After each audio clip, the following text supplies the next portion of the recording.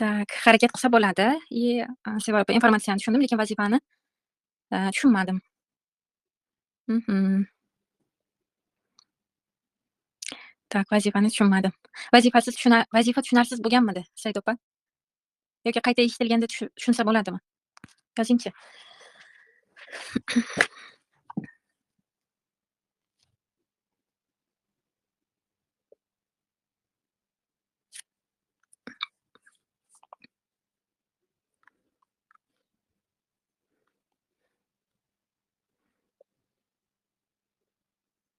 Tak, men to'y qilishni yangicha variantini yaratishga harakat qildim.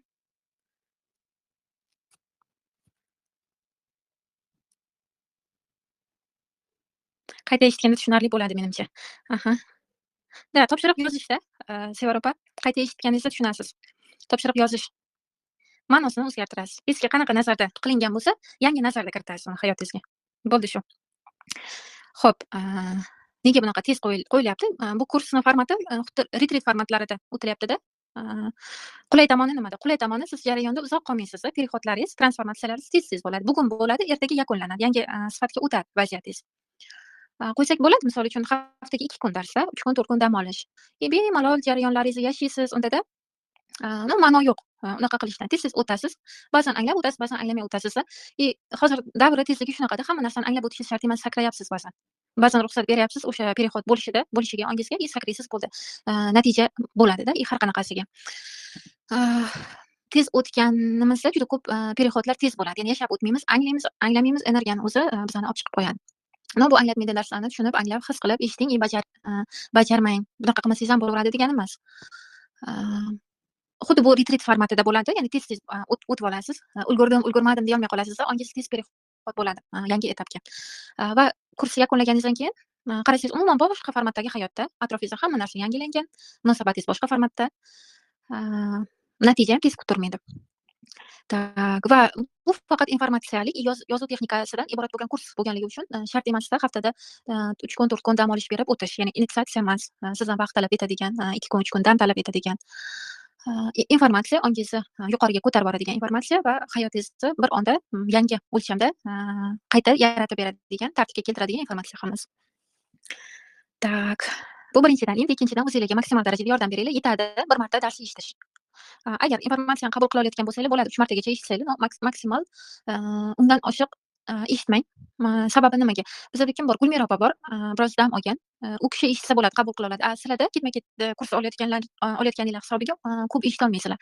Anaqa bo'lib qoladi. Suv shinmaydigan gubka holatiga kelib qolasizlar. Men gapiraveraman, ma'nosi yetib bormaydi. Ong shunaqa himoya qiladi. Tak, bir marta eshitish yetadi holatingizga qarab. Agar qabul qila olayotgan bo'lsanglar, mayli 3 martagacha. Kun davomida ko'proq qo'shiq eshitish. Eng matritsaga doir qo'shiqlar.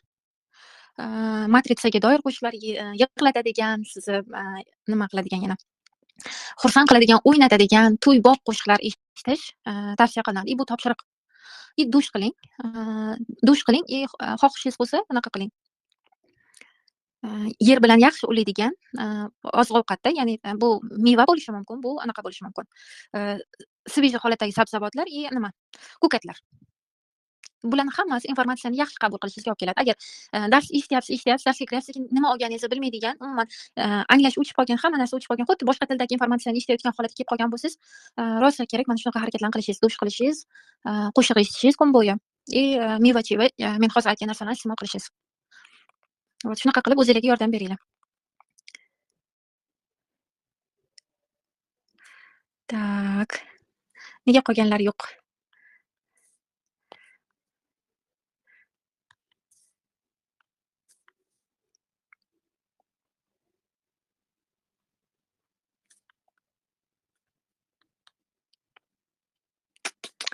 Xo'p, bunaqada mavzuga o'tamiz.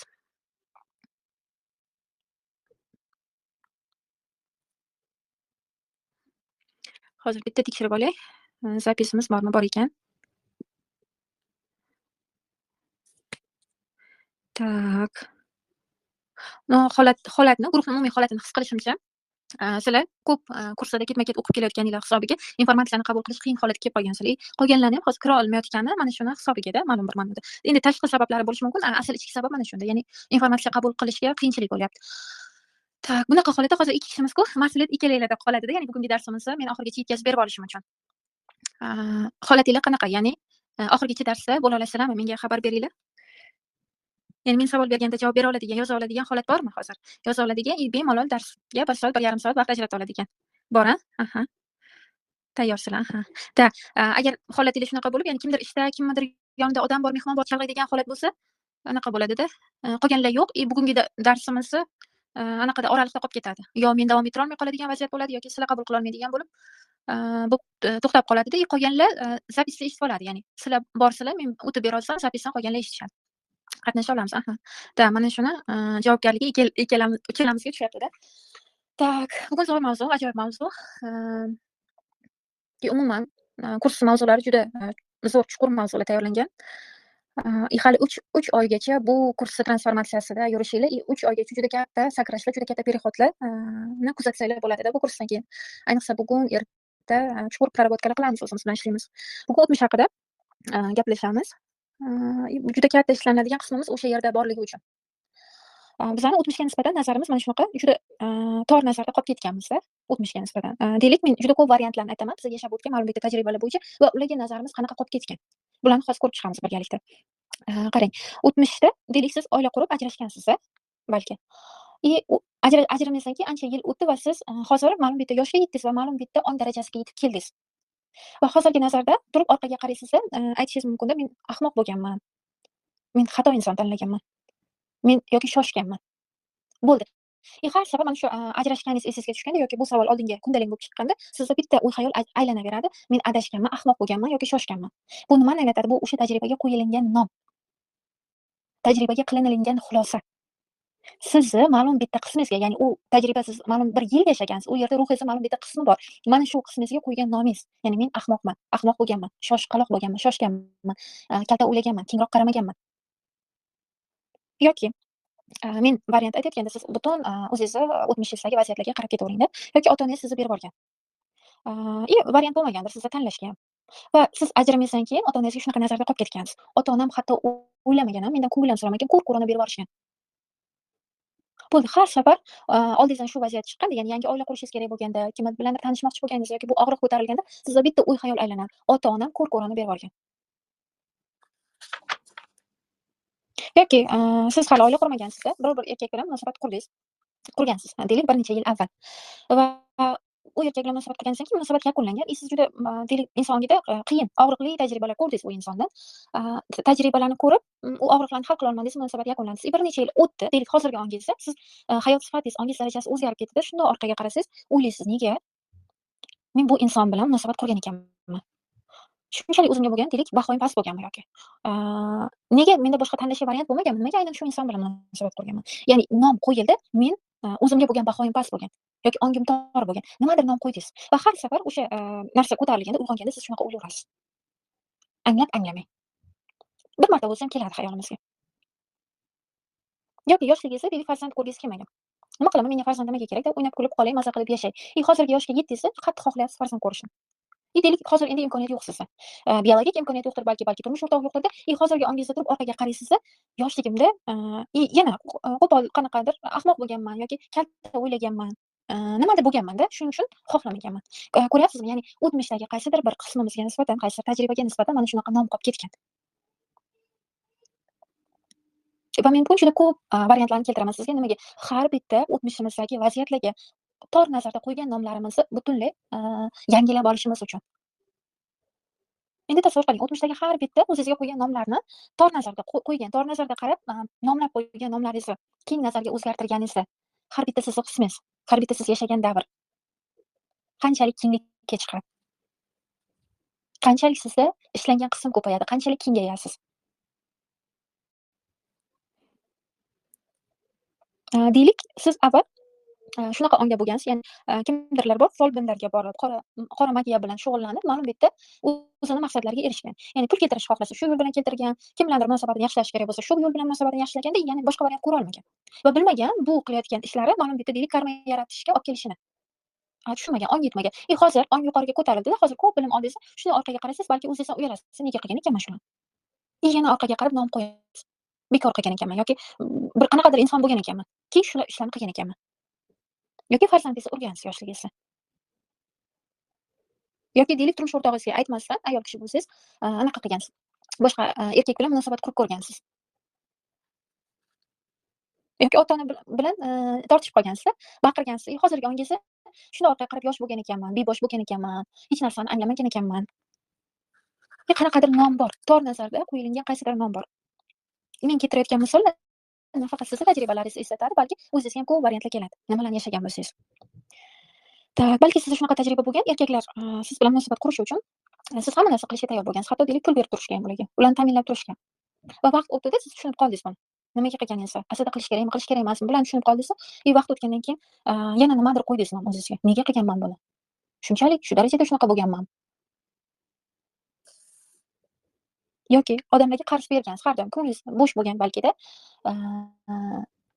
yoki umuman bilmagansiz, berish kerak, berish to'g'ri deb o'ylagansiz. O'zingizdan rivojingizdan kechib ham berishda davom etavergansiz, hozir tushunib qoldingiz. Nimadirlarniki orqaga qarab voy dedingiz keyin. Yoki oilada shunaqa bo'lgan, siz ayol kishi bo'lgansiz, butun oilani deylik boquvchilik vazifasini olgansiz. Oilada o'g'illar, oiladagi erkak kishini-da, turmush o'rtog'ingizni, farzandlarni hammani, nazorat qilib, hammani boquvchisiga aylanib oldingiz. Juda, deylik, u sizga ma'lum bitta qiyinchiliklarni olib keldi. Qiynaldingiz ortiqcha mas'uliyatdan. Va shunday orqaga qaraysiz-da, voy qanaqadir ayol bo'lgan ekanman-da. Kamida nazar xato qilgan ekanman. Hech bo'lmaganda-da, hech qanaqa o'zingizga nom qo'ymagan bo'lsangiz ham xato bo'lgan bu tajriba. Xato yashaganman, yashashni bilmaganman. Yoki bolaligingizda qanaqadir tajribalar bo'lgan, qanaqadir xarakteristika sizda aktiv bo'lganda, sizga o'rtoqlaringiz nima desa xo'p deydigan, qiladigan, holatda bo'lgansiz. Ulg'aydingizda ma'lum bitta narsalar o'zgardi, nimanidir tushundingiz, orqaga qarab yoshligimda juda qo'rqoq bo'lganman. O'lamanmi, mana bunaqa desam, o'lamanmi, yo'q desam. Bo'lardi-ku, rad etganimda. Menga qiyin bo'lsa ham bajaraverganman shuni-da. Yana nimalar bo'lishi mumkin? Deylik pul topgansiz. Pulni qanaqa topgansiz? Uxlamasdan kecha-yu kunduz harakat qilib, ko'p mehnat qilgansiz, arzimagan narxga ishlagansiz. Hozir daromadingiz ancha yaxshi, u ustida bilimlar oldingiz, ma'lum bitta ma'noda tushundingiz va pulni qanaqa kiritish kerakligini o'zingizga. Shunda orqaga qaraysiz-da, nega qilganman, nega shu maoshga ishlaganman? Shunchalik tor bo'lganmanmi? Shunchalik nimadirlar bo'lganmanmi? Menga ko'p keladi-da qizlar, endi ko'proq munosabat tomoniga qaraymiz tajribalarimizni hozir. Ko'p qizlar keladi, mana bunaqa savollar bilan-da. Deylik, men turmushga chiqmoqchiman. Menda shunaqa tajriba bo'lgan. Deylik, men qaysidir bir yaxshi ko'rgan insonim bilan постельный отношенияda bo'lganman. Bunaqa munosabat bo'lgan menda yoki nimadir sababga ko'ra menda hozir deylik, meni qiz bolalik, bokiralik anaqamni bildirib turadigan qizlik pardam yo'q. Va men bu tajribani eslasam, men uchun juda bu og'ir va ya'ni nom qo'yilganda o'tmishga qarang, bu tajriba juda og'ir yoki bir fojiali tajriba. Tajribaga qo'yilgan nom va o'sha vaziyatni qanchalik toraytirib tashlaydi. Va ko'rib chiqamiz biz hozir nima qilish kerak, o'zi qanaqa qarash kerak bularga. Hammasini ko'ramiz. Juda katta kenglikka, nima deysiz, sizni uloqtirib yuboradigan darajadagi keng informatsiyalar beriladi bular bo'yicha. Yoki shunaqa narsa bor, menda qozoq, qoraqalpoq xalqlari bor, bilsanglar, ularda anaqa o'g'irlab ketishadi qiz bolani. Endi meni taxminiy anaqam bo'yicha, eshitganlarim bo'yicha, klientlardan konsultatsiyalarda eshitganim bo'yicha, menimcha o'g'irlab ketish har doim ham tasodifiy bo'lmaydi. Ya'ni qiz avval ko'ngan bo'ladi. Shunaqa variantlari ham bo'larkan, kamdan kam holatda tasodifiy ham o'g'irlab ketish aytmasdan. Qiz bexabar ham bo'ladi hatto. Shunaqa konsultatsiyalar bo'lgan. Shundan keyin, ya'ni qiz agar qaytsa uyiga, notanish odam deylik o'g'irlab qiz uyiga qaytsa, bo'ldi, u qaytgan qiz hisoblanar ekan. Hatto o'g'irlab ketgan erkak unga tegmasa ham. Bo'ldi, u qaytgan. Xuddi o'sha tajribani agar yashagan bo'lsangiz, bo'ldi, siz o'zingizni qaytgan qiz deb hisoblaysiz-da, shunaqa hisoblanar ekanda, keyingi turmush qurishiga uni ma'lum bir ma'noda xalal berar ekan. Hatto hech qanaqa munosabat bo'lmagan u olib ketgan erkak bilan. U erkak deylik norozi bo'ldimi, unaqa qaytarib qo'yib yuborar ekan. U qaytib kelgandan keyin bo'ldi, qaytgan qiz degan nomi bor uni. Shunaqa payt xulosa qolib ketgan o'sha tajribaga nisbatan, o'sha erkak meni hayotimni barbod qilgan. Bo'ldi, xulosa yopildi. Pechat qo'yildi-da o'sha tajribaga. Yoki sizda shunaqa tajriba bo'lgan, eslab ko'ring bularni hammasini. Do'stlaringiz, yaqinlaringiz sizni qanaqadir ishga hamkorlikka taklif etdi-da, tushirib ketishdi. Katta pulga, nimadirlarga tushirib ketdi. Siz bo'ldi, qaradingiz, ular nomard. Bo'ldi, bu tajriba nega bo'ldi, nima uchun bo'ldi, nima berdi? Boshqa tarafdan, boshqa rakurslardan qarashga kuchingiz yetmadi. Bo'ldi, eslaysiz, eslaganda tajribaga nisbatan og'riqli va nomard. Bu insonlar nomard. Bu insonlar menga og'riq bergan. Doim pul yo'qotgansiz deylik. Hozir ancha o'zgardi hayotingiz, o'zingizga bo'lgan nazar, hayotingizga javobgarlik va orqaga qarab deylik aytishingiz mumkin, bu qadar sodda bo'lganman, bu qadar eplolmaganman, uddalay olmaganman. Bitta pulni deylik javobgarlik bilan sarflashni, to'g'ri taqsimlashni, o'rniga qo'yishni va nazar mana shunaqa holatda tor bo'lgani uchun, haliyam bizga balki qaysidir birlari og'riq beradi bu tajribalar. Haliyam o'tolmaymiz ulardan. Haliyam oldimizga kundalik bo'lib chiqqanda o'sha savol qanaqa o'tib ketishini bilmaymiz. Chunki nom qo'yilgan o'sha nom ostida tajriba toraytirilgan va avtomatik ravishda shunaqa bo'ladi sizda eski tajribangizga nisbatan shunaqa nom qo'yildi, toraytirildi va bu torligi hisobiga sizga qaysidir birlari og'riqli bo'lgani hisobiga siz o'ylaysiz, eskisi shunaqa og'riqli bo'lsa yangisini yaratib nima qilaman? Ya'ni aqlan buni o'ylamasligingiz mumkin. Ichki his-tuyg'uda shunaqa bo'ladi. Ya'ni siz nimadandir mazmun ko'rmasangiz, ma'no ko'rmasangiz, nimanidir sizga zarar deb hisoblasangiz, hayotingizga uni kirita olasizmi? Yo'q, albatta. Hayotga kirita olmaysiz. Nimaga? Chunki u sizga og'riq bergan. Bitta erkakni og'riq berdi deb o'ylasangiz, ikkinchi erkakni kirita olasizmi hayotingizga? Bitta tajribani og'riqli desangiz, yangi tajriba kirita olasizmi? Yo'q. Bu zarar, bu menga kerak emas. Va kecha aytganimdek, inson ongi mana shunaqa rad etadi keyin. Shuning uchun ham yangi etap hayotimizga kira olmaydi, qiyin kirishi. Shuning uchun ham deylik oila yaratmoqchi bo'lsangiz, oila yaratishingizga, hayotingizga yangi sifat olib kirmoqchi bo'lsangiz, yangi sifatni kirishiga bera olmaymiz. O'tmishda avval kirganiga nisbatan hali bizani minnatdorligimiz yo'q. Aytishingiz mumkin, qanaqasiga minnatdor bo'laman? Axir rostdan ham shunaqa bo'lgan-ku. Qarab ko'ramiz hozir bularga. Yaxshilab his qiling-da. Rostdan ham nega yangisini kirishiga bermayapsiz? Eskisidan ko'nglingiz to'lgani yo'q chunki. Men bitta jonli efirda mana shuni biroz bo'lsa ham yetkazib berishga harakat qildim. Adashmasam kurs boshlashdan oldin jonli efir berganmiz, lekin biroz auditoriyani anaqaligi hisobiga yangi qatnashuvchilar bor. Ular bu informatsiyani qabul qila oladigan holatda emasligi hisobiga menga kerakli to'lqinda bera olmadim-da, o'tkazib bera olmadim bu narsani. Ular hali bu darajada his qilishga tayyor emas ekanda, yozilgan bo'lsa ham yetarli to'lqinda bera olmadim. Mana shu mavzuda endi chuqur his qilib olamiz birga. Nega yangi etap kirmayotganini. Tasavvur qiling, erkaklar bilan bir necha marta tajriba qilib ko'rdingiz, munosabat qilib ko'rdingiz. Hammasi bilan yakunlandi. Yakunlangandan keyin shunda orqangizga qarasangiz, hammasidan bitta nom qo'ygansiz. Kimdir nomardda, endi men bo'rttirib aytyapman. Kimdir sizni vaqtingizni olgan, kimdir sizni aldab ketgan, kimdir sizga nimadir qilib ketgan. Nega kerak sizga yana yangi munosabat kiritish? Shundoq rad etasiz-da, ko'p ayollar shunaqa. Buni ishlagandan ko'ra, bunga qaragandan ko'ra rad etaman-da, hayotimni shu qismini o'chiraman-da, butun diqqatimni karyeramga beraman. Bundan foyda ekan, bu yoqda rivoj bor ekan, bu yoqda pul bor ekan, bu yoqda nimadirlar plyuslar bor ekan menga keladigan, men bu yoqqa qarataman fokusimni. Men bu tomonni shuncha payt band bo'libdi, shuncha payt deylik erkaklarga vaqt ajratib, juda katta narsa yo'qotgan ekanman. Ya'ni ko'ryapsizmi, nima degan nom, yo'qotish degan nom qo'yildi u yoqda. Rad etasiz, ko'nglingiz to'lmayapti.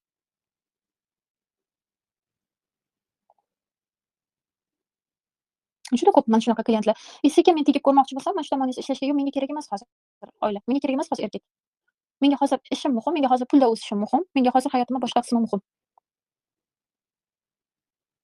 To'g'ri, bir ona o'zida hayotingizni boshqa qismi muhim bo'la olishi bu o'rinli, lekin qaysi nazarda? Bitta hayotimizni qismini rad etib, inkor etib, bu yoqqa diqqat qaratyapmizmi?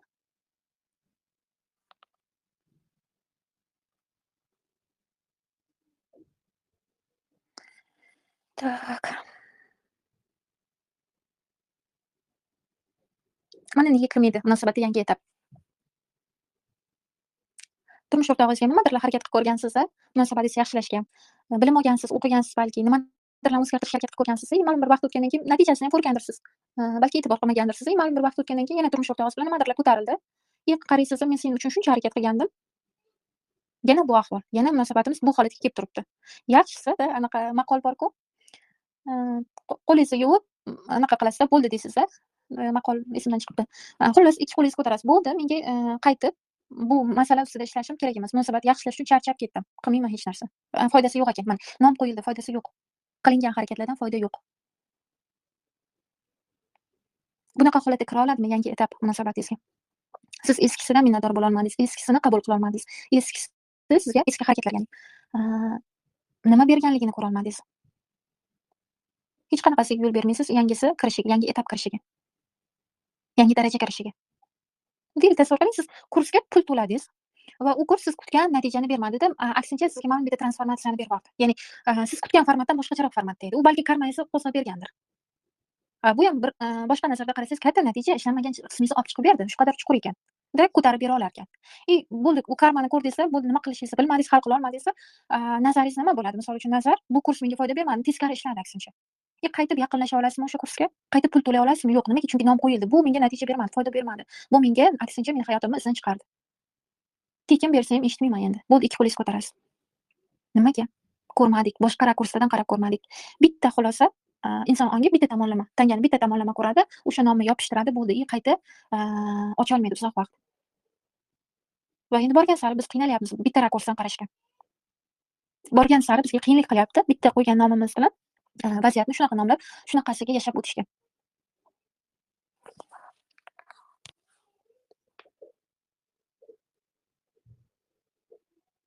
Aslida keng nazarda qaraganingizda qanaqa? Endi kurs misolida aytgan bo'lsam, boshqa taraflama qarasangiz, albatta siz ishlamagan qismingizni, sizda bor bo'lgan qismingizni ko'tarib berdi u.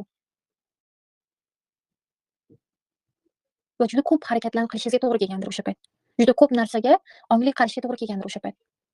Juda ko'p narsaga undagan sizni. To'g'ri, o'sha payt ko'rinmaydi. Vaqt o'tgandan keyin va qaray olganingizda ko'rinadi u. Tak, hozir 1 minut.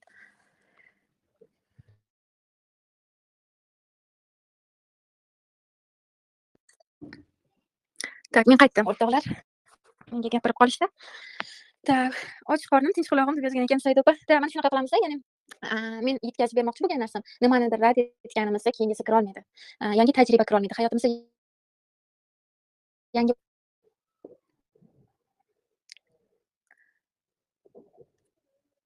tak, yangi etap kira olmaydi.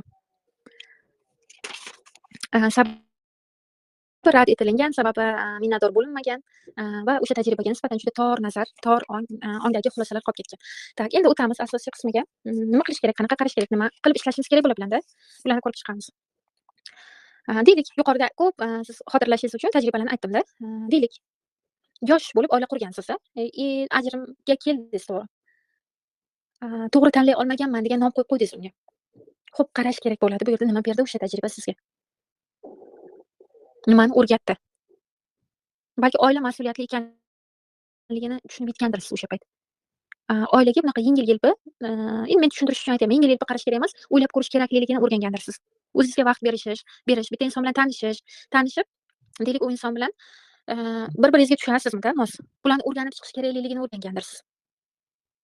Juda katta o'stirgan bo'ladi-da o'sha tajriba, o'sha ajrim. Yoki ota-onangiz berib yuborganda sizni. Ko'r-ko'rona siz nom qo'yib qo'ygan, o'sha ko'r-ko'rona ota-onam meni o'ylamaydi, mendan deylik qutulish uchun, tezroq farzandini berib yuborish uchun berib yuborgan, mana ajrashib o'tiribman.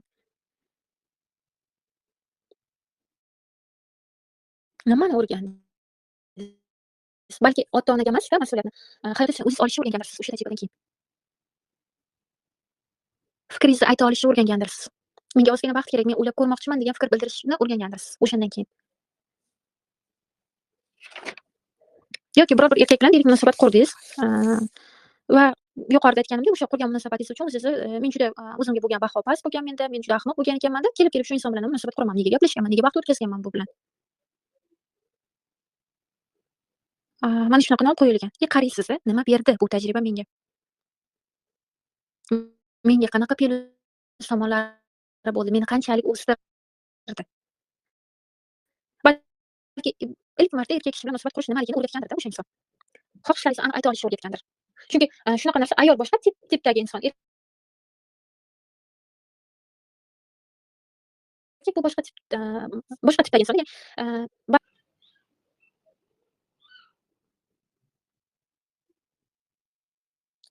Tak, meni ovozim qotib qolyapti-ku. Endi ochildi menimcha. Tak, davom etaman-da. Ya'ni erkak, ayol bu boshqa anaqa jins vakillarida tabiati ham, xarakteristikasi ham boshqa bo'ladi-da. Va siz birinchi marta munosabat qurayotganingizda ko'p narsani o'rganishingizga to'g'ri keladi. Va deylik, aynan oila qurganingizcha o'sha inson sizga nimadirlarni o'rgatganda.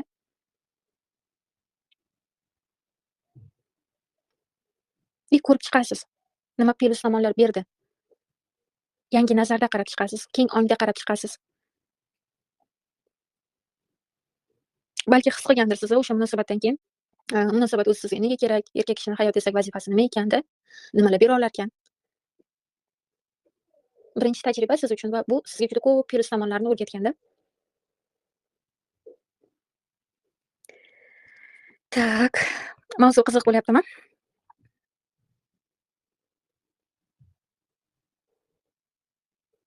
Tak, albatta. Aha. Tak, Monika. Aha. Xotiralar ko'tarilyapti. Aha. Da. Endi qarang, shunaqa bo'lgan sizda, deylik farzandingiz bo'lgan, farzandingizni, oldirgansiz и o'zingiz ayblaysiz keyin. Uzoq vaqt nega qildim bu ishni? Va har safar eslaganda qanaqadir og'riq, qanaqadir o'zingizga bo'lgan aybdorlik his-tuyg'usi ko'tariladi. Men o'ylayman, juda ko'pchilik ayollarda borda bu tuyg'u. O'zini mana shu o'tmishiga, mana shu tajribasiga nisbatan, aybdorlik his-tuyg'usi. Qarab ko'rasiz, shu muddatgacha o'sha tajriba nima berdi sizga? Oldirganingizdan keyin siz nimalarni hayotingizda o'zgartira oldingiz? Munosabatda nimalarni o'zgartirdingiz? Nimalarni qo'yib yuborishni o'rgandingiz? Abort, agar kim bilmasa, bu shunaqa narsa, ayol kishining hayotida juda katta perexod, ongli perexodi. Ong yangi etapga sakrash qiladi. Juda katta sakrash bo'ladi. Bu tipa mana shunaqa narsa, hamma narsani qo'yib yuborgan holatda bo'ladi, hech narsaga yopishmaydi. Nima bo'lsa bo'lsin, men yangi etapga o'taman. Nima bo'lsa bo'lsa, anaqa bo'lyapti, tilim aylanmay qolyapti. Nima bo'lsa ham, men yangi etapga o'taman degan holatda bo'ladi. Bu shunchaki, tajriba emasda ongli perexodi, yangi etapga o'tishi, sakrashi. Agar kimda abort bo'lgan bo'lsa, qarab ko'ringlar-da, o'shandan keyin juda katta sakrash qilgansizlar hayotinglarda.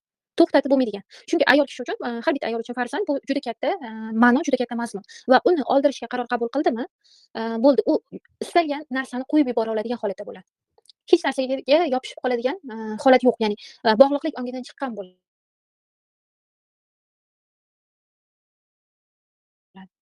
Bu uni hech narsa to'xtata olmaydi. Shunaqa yuguradi oldi.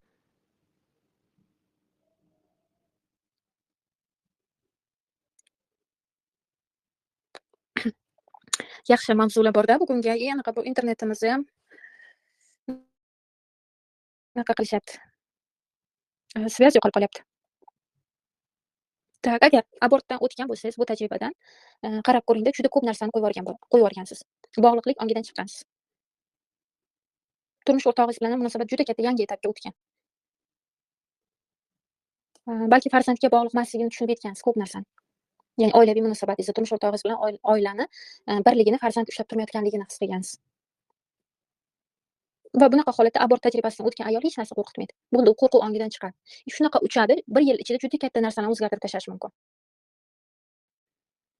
Va abort bu shunaqa tajriba, ya'ni qanaqadir og'riqli yoki aybdorlik his qiladigan tajriba emasda, bu ongli perexod. Bo'ldi, boshqacha nom ham qo'yib bo'lmaydi, boshqacha qarab ham bo'lmaydi. Ong perexod qilish kerak edi va bunga, bu ayolga срочно abort kerak edi. Boshqachasiga u qilolmasdi.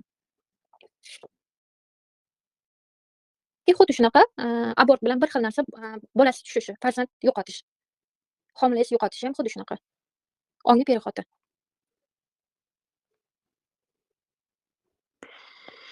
Tak, bunda ham xuddi shunaqa juda katta, sakrash bo'ladi hayotda. Tak, menda shunday bo'ldi-da. Monika sizlarga, tirik guvoh, Monikani to'xtatib bo'lmayapti. Shunaqa tezlikda uchadi ayol, hozir to'g'ri juda ko'p narsa ko'rinmas, lekin ma'lum bir vaqt o'tgandan keyin shundoq orqaga qarasa, qanchalik bunaqa tez perexod qilib tashlaganligini o'zi ham bilmay qoladi. Va hech qanaqasiga farzand tushishi, abort bularga bir aybdorlik deb qarab bo'lmaydi unaqa nazarda yoki qanaqadir to'g'ri qilganman, noto'g'ri qilganman degan narsa yo'q. Bu o'rinli bo'lgan, bu yerda farzandni anaqasi bor, kontrakti bor. Kontraktda shu yergacha, ya'ni men kelaman va shu yo'l orqali seni, perexod qildirib ketaman. Va tak, yaxshiyam shunday bo'lgan ekan deyapman hozir. Da, aynan. O'zgarishlar tez bo'ldi. Shunaqa bo'ladi. Har bitta ayolda shunaqa bo'ladi. Tak, ya'ni shu tajribadan o'tgan bo'lsa, ong perexod qilgan bo'ladi. Va bu tajribaga nom qo'yib bo'lmaydi. Yaxshiyam deb bo'lmaydi, yomon ham deb bo'lmaydi. Bu perexod bitta nom bilan bo'ldi. Tak. Mana bunaqa tajribadan o'tdingiz deylik. ZAGS bo'lgan turmush o'rtog'ingiz bilan ajrashdingiz. Qonuniy ajrashdingiz. Qonuniy ajrashgandan keyin qaytib birga yashayapsizlar. ZAGSinglar yo'q deylik. Shuni orqaga qaraysiz, deylik, kulishingiz mumkin-da, sizdan turmush o'rtog'ingiz ustidan nima qilganmiz, nima qildik, ajrashib nima qildik, anaqa qilibda, yana birga bo'lib, odamlar ham ustimizdan kulishyapti-da, atrofdagilar nima deb o'ylaydi, yosh bolalik qildik, ongimiz sorlik qildi. Yo'q, bu vaziyatga ham nom qo'yib bo'lmaydi-da, bu hech qanaqa ongga sorligidan emas. Siz, qonunan ajrashib, yana munosabat davom ettirayotgan bo'lsangiz, bu anglatadi, balki munosabatingiz yangi etapga o'tdi. Yangi etap qaysi ma'noda? Bu, hech qanaqa hujjatsiz munosabatingizni hal qilmaydigan etapga, ya'ni hujjat bog'lamaydi. Hujjatdan keyin bo'lgan etapdagi munosabat. Ya'ni, siz yana qaytib kelib, qonuniy ajrashgan eringiz bilan qayta yashayapsiz va munosabatlaringiz yaxshi davom etyapti. yangi etapda davom etadi. Bu anglatadi, siz hujjatdan yuqori bo'lgan onga o'tdingiz va hech qanaqa nom qo'yib bo'lmaydi o'zingizga ahmoqlik qilaman, kalta o'ylaganman, ko'p xato narsalarni qildim deb. Shunchaki munosabat shunaqa perexod qilish kerak edi yangi etapga. Yoki anaqa narsa bor. Nikoh bor-ku, nikohdan keyin taloq degan narsa bor. Taloq degan so'zni agar erkak kishi ishlatsa, u o'qitilgan nikoh bo'ldi, kuygan hisoblanadi. Agar siz mana shu taloq degan so'zdan keyin yana munosabatingiz davom etayotgan bo'lsa va siz bilmayotgan bo'lsangiz, ya'ni diniy bilimlaringiz ham yo'q, diniy bilimni bilganingiz bilan ham hech narsa qilolmayotgan bo'lsangiz, tushunishingiz kerak, siz 3 o'lchamli din sizni chegaralaydigan munosabat etapidan o'tdingiz. Bekorga hayotingizga bu narsa kirib kelmadi, bu vasiyat, ya'ni turmush o'rtog'ingizdan bu gapni bekordan bekorga eshitmadingiz va yangi etapdagi munosabat. Bu hech qanaqa titkilash, uni nom qo'yish, ahmoqlik degan narsani o'zi yo'q. Bitta nom bilan bu perexod, munosabat yangi etapga o'tishi.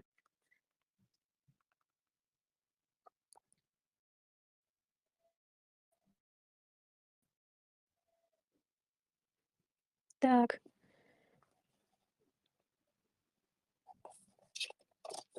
Yana nima? Qizlik pardasi. Nima degani? Bu ham xuddi shunaqa qizlardagi perexod. Ong shunaqa perexod qiladi, o'zini ayol kishi qanaqadir tana a'zosi bilan hurmat qilish darajasidan chiqqan bo'ladi. Ong o'sha etapga yetganda bo'ldi, u deylik bir tana a'zosi deb oladigan bo'lsak, bu element sizga kerak bo'lmay qoladiki, sizni tanangizni tark etadi, bo'ldi. Istagan yo'l bilan, sport orqali nima bilandir shug'ullanganingizda, yiqilib tushganingizda yoki kim bilandir anaqada bo'lgan, erkak kishi bilan munosabatda bo'lgan, turmushdan oldin balki. Yoki kimdir tug'ilganda bo'lmaydi umuman u narsa. Bu anglatadi, u insonga bu umuman kerak emas, shuning uchun yo'q. Men даже bilmayman, uni biologik vazifasi o'zi nima, meditsina tomonidan biologik qanaqa bizga funksiya bajaradi, bilmayman, qanaqadir himoya bo'lsa kerak balki-da, meni tushunishim bo'yicha. No, ruhan, ong tomonlama men bilaman, ong tomonlama bu ong shu etapga yetib kelganda bu narsa sizdan chiqib ketadi. Va bu hech qanaqa ishlaniladigan savol emas. Bu uchun og'rishingizga arziydigan ham savol emas. Buni olib tutib olib, deylik, o'tirib meditatsiya qiladigan, o'tirib ishlaydigan, o'tirib nazaringizni o'zgartiradigan-da, ya'ni nazar o'zgartirishingiz mumkin, o'tirib bir kovlab hal qiladigan vaziyat emas. Nima bo'lgan, kim qilgan, nima bo'ldi? Bu shunchaki ongni perexod. Sizni ongingiz yetib keldiki, bo'ldi, sizda boshqa yo'q. Eng qiziq tomoni, sizga uchraydigan partnyor, hamrohda, turmush o'rtog'i uchraydimi yoki yaxshi ko'rgan insoningiz uchraydi, uni ham onga tayyor. Sizni yoki ayol kishini bu narsa bilan umuman baholamaydigan ongda bo'ladi. Buni tushunish kerak. Men shu etapga yetib kelibman va menga uchraydigan inson ham xuddi o'sha ongdagi inson bo'ladi. Qiziqmaydi ham, so'ramaydi ham, unga buni ahamiyati ham yo'q. Ong yuqorida. Ahamiyat bergan bo'lsanglar, qaysidir davlatlarda qizlarni tug'ilgandan faktlar borda, tug'ilganda mana shu anaqasini olib tashlashgan. Qizlik pardasini tug'ilganda olib tashlashar ekan. Yoki qaysidir davlatlarda buni yo'q bo'lishi normal. Ular xalq bilan, millat bilan onga o'tib bo'lganda bu etapdan. Bizani millatimizda to'g'ri hammani onga tayyor deb aytolmayman, lekin aksariyat agar foizda oladigan bo'lsak, balki allaqachon 40-50 da 60 bundan ham ko'pdir, men taxminan aytaman. 60% gacha xalqni onga tayyor bo'lib bo'lgan bu narsalar bilan qiziqib ham o'tirmaslikka, bu narsani savol deb ko'tarib yurmaslikka.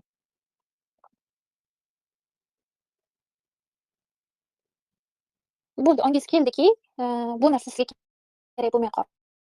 Ong o'zini bu narsalar bilan himoyalashga, bu narsalar bilan hurmat qilishga, bu narsa bilan o'zini qadrini bilishga anaqa qilish boshladi. Bundan keyin ketdi, bu bilan o'lchamay qo'ydi.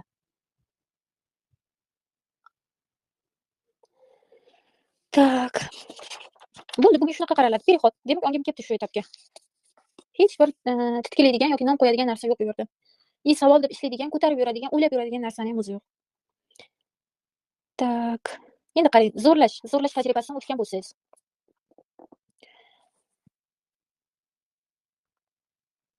Kim agar yoshligida zo'rlangan bo'lsa, xotira bunichi o'chirib tashlaydi ongimiz, juda ko'pchilikning anaqasida, ko'pchilik deyolmayman, bu tajribadan o'tganlar bor.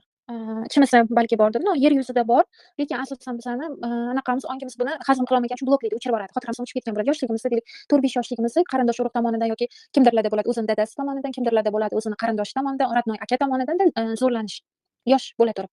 Katta bo'lganingizdan keyin o'zingizni himoya qilishni bilasiz. Katta bo'lganingizda bu bo'lmasligi mumkin. Yoshligingizda bo'lgan bo'lsa va bu sizni esingizdan chiqib ketgan bo'lsa, yoki sal-pal bo'lsa ham buni eslay olasiz. Buni qanaqa prarabotka qilishingiz kerak? Bunga ham qaraganingizda har doim qo'rqinchli tajriba deb qarashingiz mumkin va bu sizga juda og'riqli tuyulishi mumkin-da.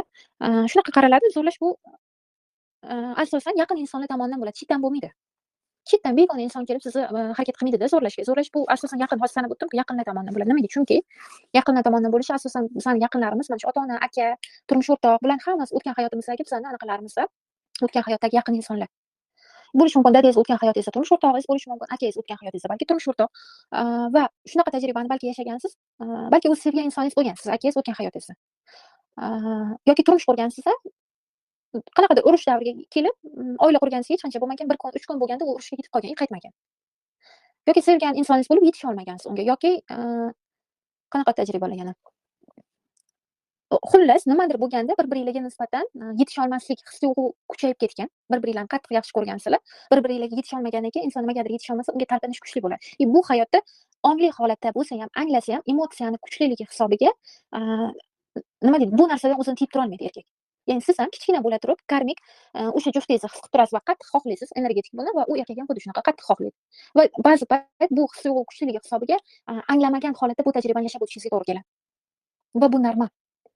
Siz ming ziyoli, ming aqlli inson bo'ling, siz bilan o'sha tajribani bu hayotda yashayotgan inson ham dadangiz bo'ladimi, akangiz bo'ladimi, ong darajasi qanchalik yuqori bo'lmasin, o'tgan hayotda juda katta, hissiy bo'g'ilish bo'lgan, ya'ni ajratib tashlashgan sizlarni.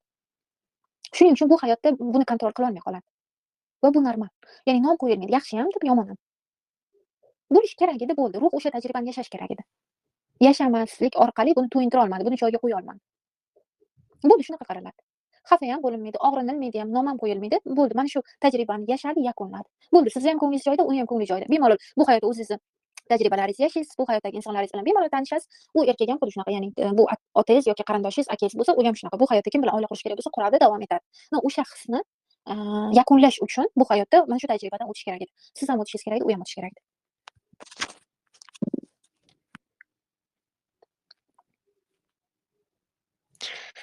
Tak. Hech qanaqa bu tajribadan o'tgan bo'lsangiz, o'zingizga jertva deb qarab o'tirmang, mutlaqo qaramang. Juda nosog'lom oilada o'sganman ham deb qarab o'tirmang. Hech qanaqa nom qo'yilmaydi. Kerak edi, o'rinli edi, shu yo'l bilan yopdingiz. Boshqachasiga yopishga variant yo'q edi. Tamom. Tak. Yana qanaqa tajribalaringiz bor? Qarang, ajrimdan keyingi farzand tarbiyasida farzandingiz bor. Xullas ajrashdingiz, farzand siz bilan qoldi yoki qolmadi, ota bilan qoldi. Qanaqa qarash kerak? Ya'ni men eng dolzarb, tajribaliga nom qo'yib qo'yamiz, o'tolmaymiz-ku bulardan hech qanaqasiga. Bo'ldi, zo'rlashmi? Yomon, tamom. Qizlik parda yo'qmi? Bo'ldi, fojia, tamom. Yana nima? Abortmi? Farzand tushdimi? Bo'ldi, yana og'ir tajriba bo'ldi, tamom. Bularga qanaqa nazarda qarash kerak bilan ochib beryapman-da. Qolganlarini o'zinglar prоработка qilib olasizlar bemalol. Men eng aktuallarini sizlarga harakat qilaman ko'rsatib berishga. Tak, ajrimdan keyin nima bo'ldi? Farzand ketdi siz bilan. U bobo buvisi bilan o'sayotgan bo'lsa, bo'ldi, bu uni tanlovi. Bunda sizni ham aybingiz yo'q, otasini ham aybi yo'q. Mas'uliyatsiz ota-ona bo'ldim. Nega men farzandimga bunaqa kunlarni ravo ko'rdim deb kira ko'rmang uyingga. Nom qo'yishga kira ko'rmang. Bo'ldi, farzand shuni tanladi. U uchun eng ideal muhit shu edi. U erkin bo'lishni tanladi. Agar unga ota-ona bo'lganda, uni deylik balki chegaralovchi insonlari ko'p bo'lardi. Shuning uchun ham u mana shunaqa muhitda yashashni tanladi va shu yo'l orqali u nimadir yaratmoqchi bu hayotda. Eng ideali shu. Siz inson ongida o'ylashingiz mumkin, men turmush o'rtog'im bilan yashab ketganimda bu uchun idealroq bo'lardi deb. Yo'q. Uni ruhi siz uchun ham, sizdan ham ko'ra, dadasidan ham ko'ra o'zi uchun nima kerakligini biladi. Ya'ni tanlov qildi va o'rinli. Yoki boshqa ota bilan yashash. Deylik, siz farzandingiz bor, ikkinchi oila qurdingiz. Siz har safar esingizga tushganda og'rinasiz.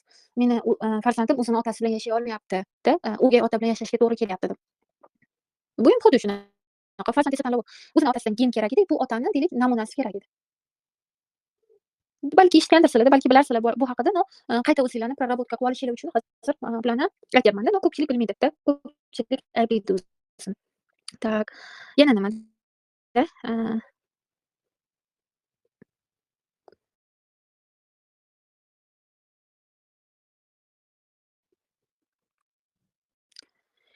Tak.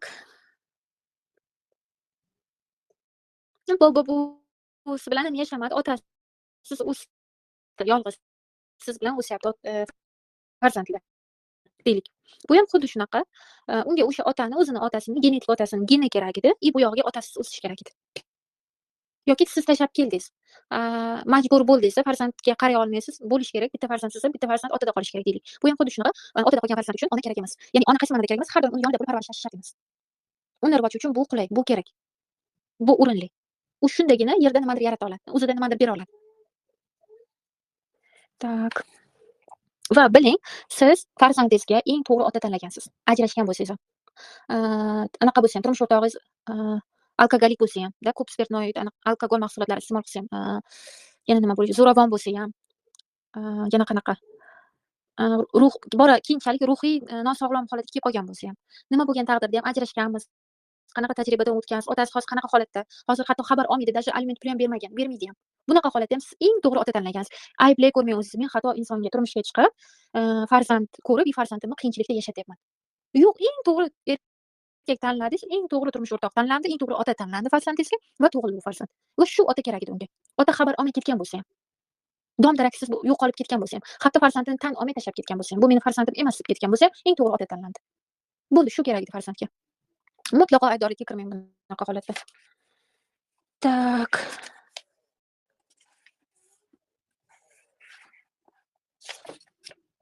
Yana nima tajribalar? Yuqorida aytdim misol keltirib, siz qora magiyalar bilan shug'ullanib yurgansiz bir paytlarda, folbinlarga borgansiz, shu orqali pul keltirgansiz o'zingizga. Kimdirlar bilan munosabatingizni yaxshilab yurgansiz, qanaqadir o'qitib nimadirlar bilan qora magiyalar bilan shug'ullangansiz.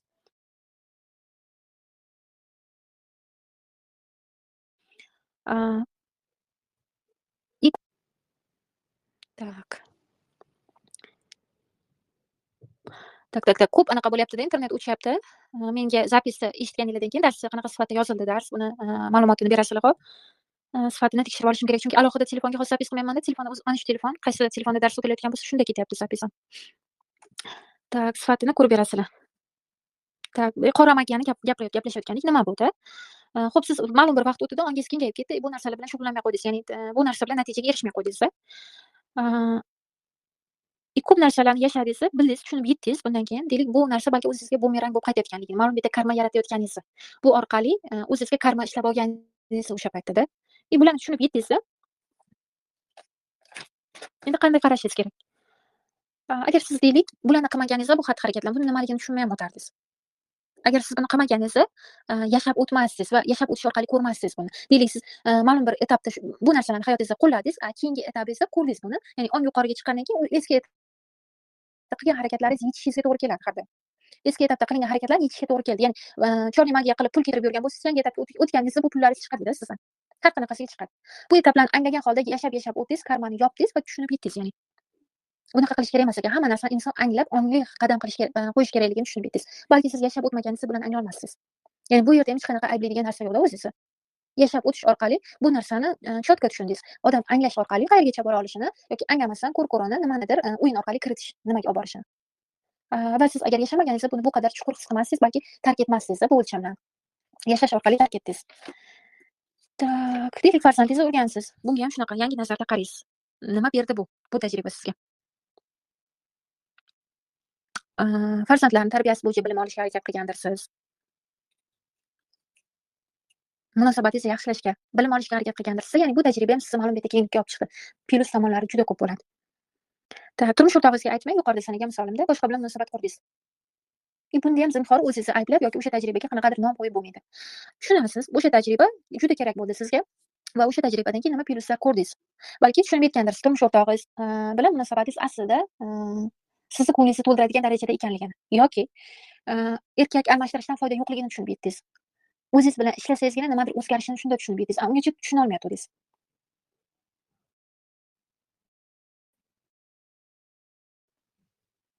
Mana shunga o'xshash plyus tomonlar bergan bo'ladi. Tak. Pul yo'qotgan bo'lsangiz, pullaringizga javobgarlik olishga o'rgandingiz, qarz berib yurgan bo'lsangiz, undan keyin plyuslarini sizga qarz bermaslikni, odamlarga yo'q deyishni, tajribalaridan o'tishiga ruxsat berishni o'rgandingiz-da hozirgacha. Tak, oilani mas'uliyatini olgan bo'lsangiz, eringizga mas'uliyatini, o'zini hayotini mas'uliyatini topshirishni o'rgandingiz. Deylik, uni pul bilan ta'minlashimiz o'zini tajribalaridan o'tishiga qo'yib berdingiz-da, o'zi anglashiga, o'zi rivojlanishiga, qiyinchilikka tushgan bo'lsa, o'zi anglab hal qilib o'tishiga qo'yib berdingiz. Tak, yana nima plyus tomonlar?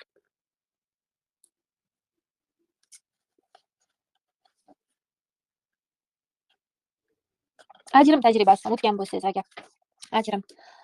Ajrim ham bu xuddi shunaqa, siz ajrashmay munosabat ahvoli og'ir ahvolda bo'lsa ham ajrashmay yashayotganlar borda.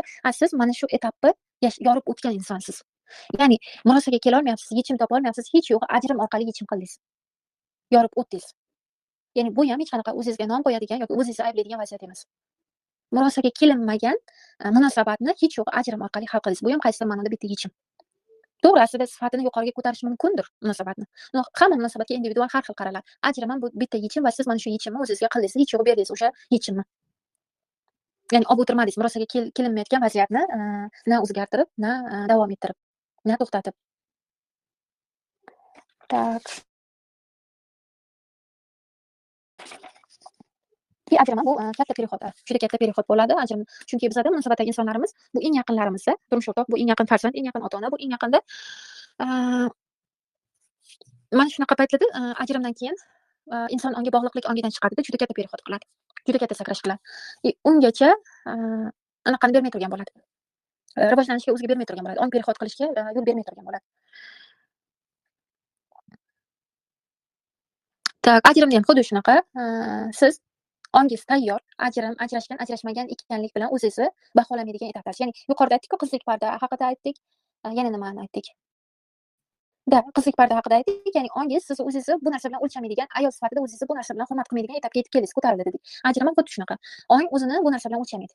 Inson sifatida bu narsa bilan qadrlanmaydigan, ya'ni boshqa ko'rsatkichlar bilan o'zini hurmatini ichidan sezadigan etapga yetib keldi degan. Va sizga uchraydigan inson ham yana qayta turmush qurish niyatingiz bo'lsa, sizga uchraydigan inson ham xuddi shunaqa, shu ongda bo'ladi. Ya'ni sizni bu narsa bilan o'lchamaydi. Shuning uchun ham hayotingizga kirib keldi bu etap, bu jarayon. Sizga yangi kirib keladigan turmush o'rtog'i, ikkinchi turmush o'rtog'ingiz bo'lsa, uni ham ongi tayyor. Bu narsa bilan sizni o'lchamaslikka. Nomlab o'tirmang tajribangizni. Ko'pchilik ongi tayyor emas, shuning uchun ham ajrimga yetib kelolmay turadi. Munosabat murosaga kelmasa ham ushlab turadi. Siz keldingizmi, demak ong tayyor. Bu etapdan o'tishga tayyor, o'zini bu narsa bilan baholamay yashashga tayyor. Hech bunda ham ishlanilishi kerak joy bor ekan. Qanaqadir fojia yasaladigan narsa yo'q bu yerda. Bu ong tayyor edi, ajrimga kelindi va yana qayta munosabat qurilyapti. Sizga uchraydigan erkak bu narsa bilan sizni o'lchamaydi. Ongi tayyor inson kiradi. Tak. Bular hammasi katta perexod. Juda katta og'ir bo'ladi bir onni o'zida. Lekin bir onni o'zida juda katta perexod bo'ladi, juda katta sakrash. Bu tajribalarga ko'p aytganda nom qo'yilmaydi. Bu ongni perexodi edi. Tamom. Boshqacha qaralmaydi bularga. Ya'ni boshqacha qaraganingizda faqat plyuslarni ko'rasiz. Faqat sakratganingiz, qanchalik kengaytirganligini, qanchalik sizni o'stirganligini ko'rasiz. Tak. Qanaqasizlar? Juda chuqur mavzularni ichimda ko'rsatib beryapsiz. Rahmat Saida opa. Holatinglar qanaqa? Og'irlashmadingmi?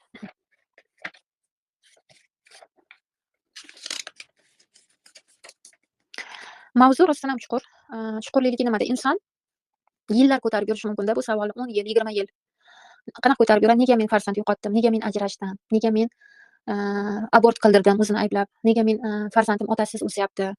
20 yillik savolingiz, 40 yillik savolingiz balkida. Nega meni anaqam zo'rlashgan? Nega meni anaqam yo'q? Qizlik pardam yo'q? Nega men bunaqa tug'ildim? Nega meni anaqa qilib ketishdi, zo'rlab ketishdi? 20 yil, 40 yil og'riq deb ko'tarib yurishingiz mumkin bo'lgan savollar bitta mana shu munosabatlar kursi orqali tashlab chiqib ketasiz, butunlay nazar o'zgarib. Bu 40 yil ko'tarib yurgan ma'lum bitta yuk to'kildida, birdan to'kiladi. Mavzu shunisi bilan ham chuqur, shunisi bilan ham juda ongingizni sakratib yuboradi. Juda yuqori bo'lgan kenglikka sakratib yuboradi.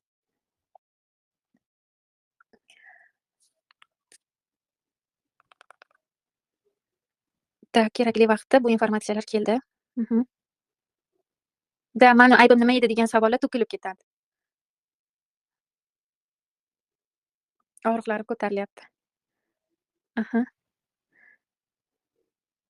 Sakayapsiz chunki nazar o'zgaradi butunlay. Tak.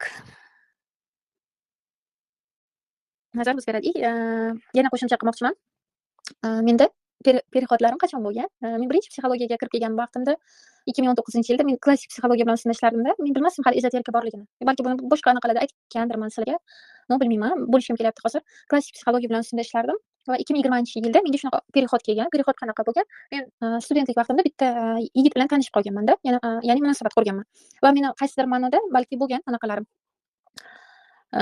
Munosabatdan umidlarimda, qaysidir ma'noda kelajak haqidagi rejalarim bo'lgan.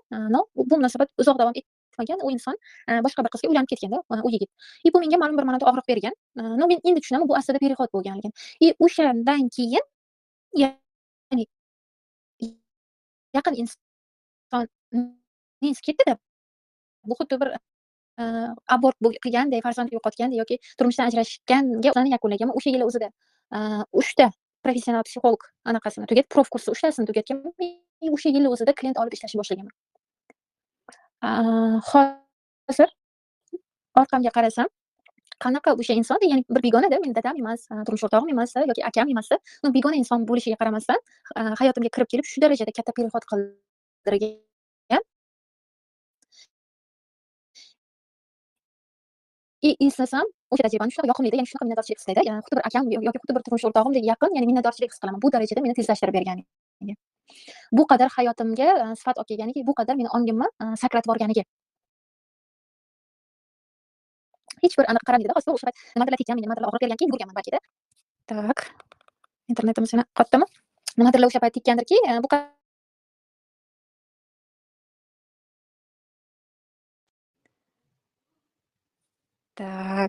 tak. Gapirishga bermayapti, internetim rosa qotyapti qizlar. Xullas, minnatdorchiligimni yetkazmoqchi edim. Ya'ni sizda ham xuddi shu holat uyg'onadi. Shundoq o'tmishga, tajribangizga qarasangiz, nega bo'ldi, nima uchun bo'ldi, nima yomon, monika aytgandek, xudoga nima yomonlik ko'rsatgandim, meni nima aybim bor edi, nimani tovonini to'layapman degan anaqalardan, sabablardan chiqib ketasiz-da. Bu bittagina, bitta so'z bilan ta'riflash mumkin. Bu perexod, bu sakrash. Bo'ldi, unga nimadir sabab kerak va eng yaxshi sababni bizga aynan munosabatdagi insonlarimiz bera oladi. Va juda chuqur minnatdorchilik his qilaman. To'g'ri, mening hech qanaqa aloqam yo'q-da, xabarim yo'q. U insondan hayoti nima bo'lgan, keyin nima bo'ldi, qanaqa yashayapti hozir. No, eslasam juda katta minnatdorchilik, juda katta ilg'lik bor menga bergan, ya'ni begona inson shundoq kirib, mana shunaqa kenglikni menga berib ketganiga. Va men aniq bilaman, boshqa hech bitta sabab meni bu qadar yugurtirmasdi balki. Chunki o'sha paytda oilam yo'qda, turkiyalik degan turmush o'rtog'imdan kelmagan hech qanaqa perexod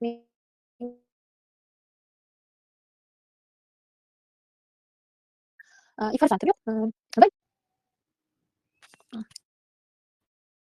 tak. Xullas, siz ham xuddi shunaqa.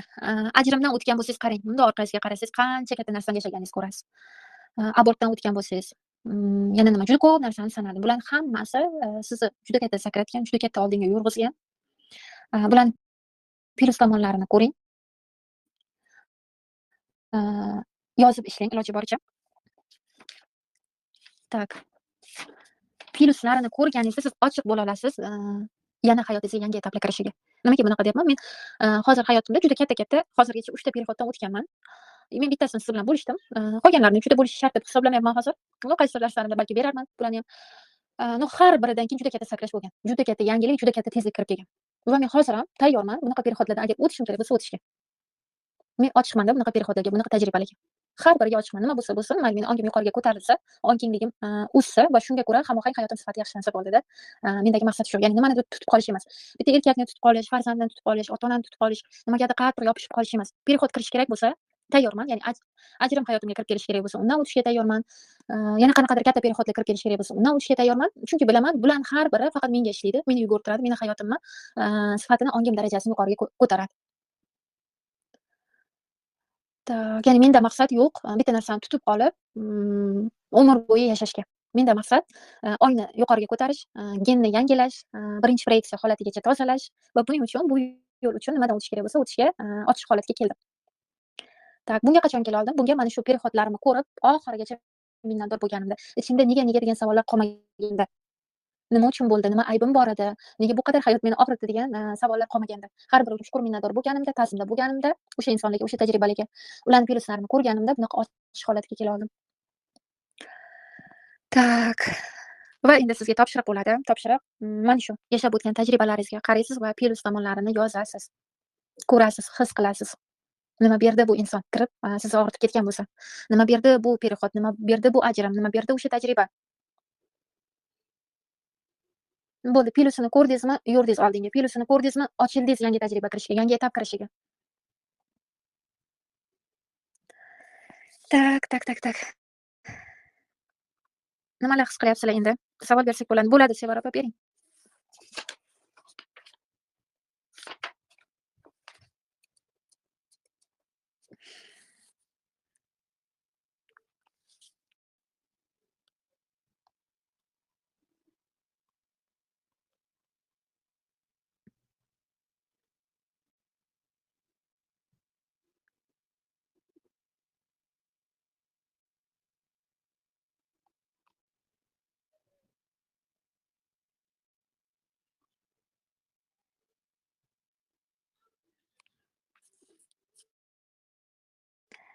Tak, ichimda munosabatga xohish yo'qolib qolgan.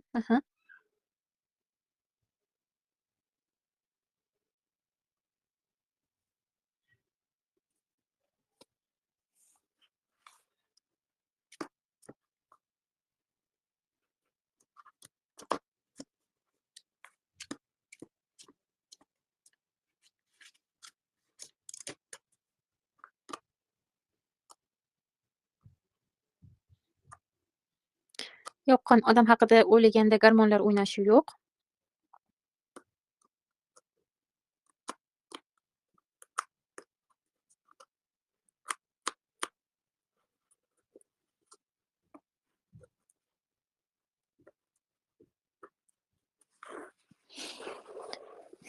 Tak, savol nimada bo'lyapti shunda?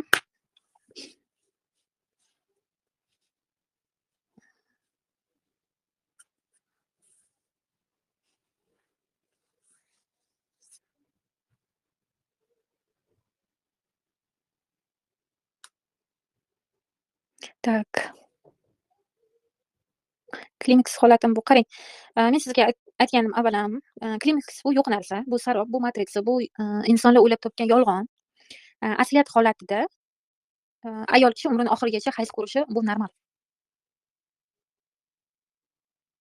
Endi, his-tuyg'u har xil holatda bo'ladi.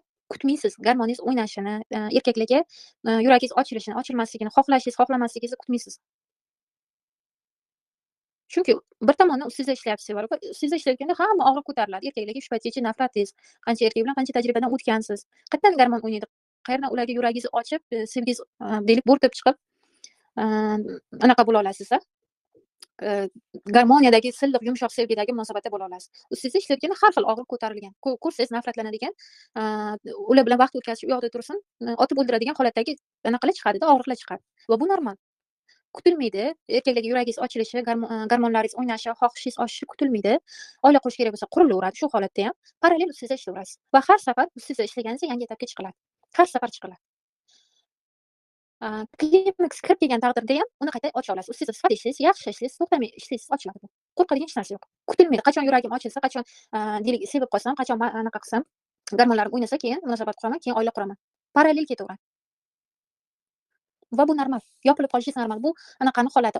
Inson ongi yangi etapga chiqayotganda u har doim eski og'riqlarni tozalab o'tishi kerak va u og'riqlar tozalanayotganda yuzaga chiqadi. Tak, savolingizga javob oldingizmi? Kutilmaydi, to'xtalmaydi, parallel ketaveradi. Munosabat ham quraverasiz, ko'nglim bo'lmay qoldi, sevmay qoldim, endi kerak emas ekan, ularga kirilmaydi. Jarayon bo'ladi, parallel ketaveradi hayot. Bu jarayonim bor ekan deb hayot to'xtab qolinmaydi, munosabatni to'xtatib qo'ymaysiz, oila qurishni to'xtatib qo'ymaysiz, olib ketaverasiz birga.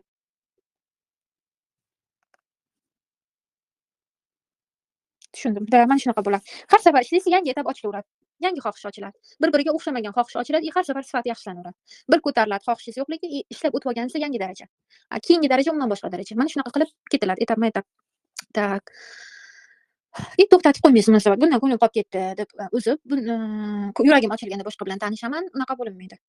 Ishlab yangi etapga olib ketilaveradi, o'tib ketilaveradi. Tak. Qolganlarda savol bormi? Mavzu bo'yicha topshiriq qanaqa bo'ldi? Topshiriq yozib ishlash bo'ldi. Yozganingizda yashab o'tasiz, harakat qiling yozib ishlashga. Bekorga aytmayapman, yozganda yashab o'tiladi. Katta narsa beradi. Anglab o'tganingizni, his qilganingizni bu boshqa narsa, yozganingizda juda katta narsa o'zgaradi. Dars ertagacha bir marta eshiting. Informatsiya kirayotgan bo'lsa agar 3 martagacha eshiting. Bir marta eshitish yetarli bo'ladi. Yozasiz keyin. Ikkinchi topshiriq yozish. Yozish nima? Anaqani o'sha tajribangizda sizga bergan plyuslarini minnatdorchilik holatiga kelguningizcha ko'rib, his qilib, orqangizga qarab, nima bo'ldi undan keyin, qanaqa plyuslar olib keldi, qanaqa o'zgarishlar bo'ldi. Deylik, bir tomonlama qaramaysizda, ya'ni u bitta erkak hayotingizdan chiqib ketdida, keyin nima bo'ldi? Hech narsa bo'lgani yo'q-ku, yoki ajrashdim, keyin nima bo'ldi? Hech narsa bo'lgani yo'q-ku, oila qurganim yo'q-ku, ya'ni munosabat tomonlama qaramaysiz. Nimalar bo'ldi? Talentingiz ochdingiz, daromadingiz oshib ketdi balki. Nimadirlarni o'zgartirib tashladingiz. Keyin hamma taraflama qaraysiz.